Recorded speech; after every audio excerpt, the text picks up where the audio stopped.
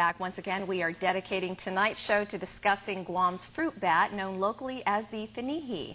And as promised for this segment of the show, wildlife biologist Kaplan Anderson has brought in a very special finihi to introduce us to. So tell us, who have you brought in? This is Mutung, and he is a Mariana's fruit bat. He was turned into the Department of Agriculture about 10 years ago as just a little tiny pup. So he's tame because he's hand-raised. And tame is a relative term. Okay. Bats are actually pretty aggressive. They're very social creatures, but they're very aggressive towards each other. Whenever one lands near another one, they kind of go through this squabble, and they squabble over food as well. So sometimes he can get a little aggressive as well. I see. Tell us about his name and what it means. Mutung is Chamorro for stinky or smells. Now, why did he earn that name? Well, he lives in my office, and I can attest that he definitely has an odor associated with him. And many people, when I take him out into the public, say how much they enjoy the smell. But it's not probably my first choice. There you go. Now, how old is he? He's about 10 years old. Wow, so 10. And you guys, tell us about some of the characteristics that make him the special bat that he is. Yeah, well, he's a little bit fat.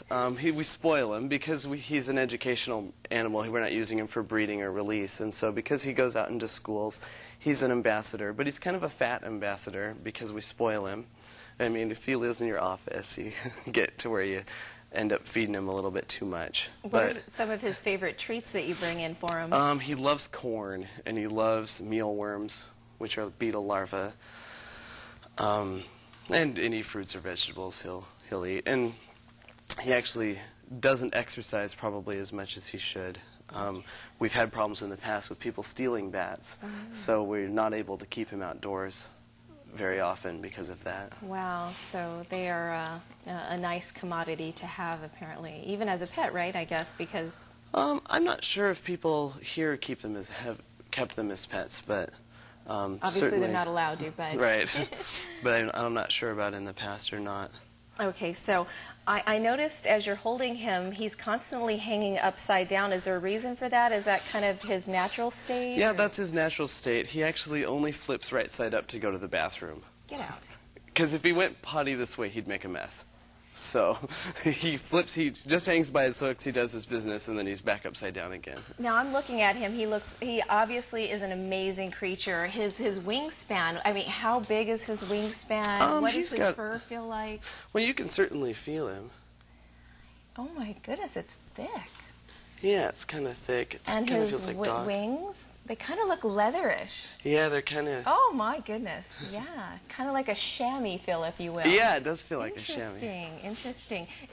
Is there certain things he likes to be pet in certain areas, or scratched, or bite? Yeah, he's kind of like a puppy. Sometimes he'll mouth you.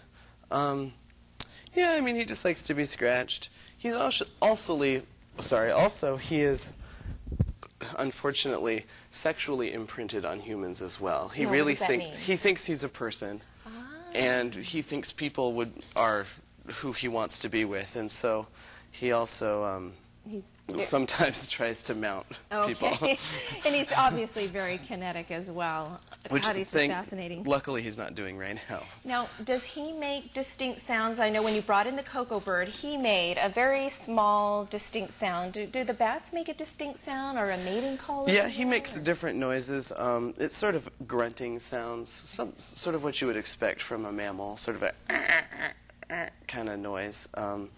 He does it when he sees gloves or the vacuum cleaner or the broom or certain other things.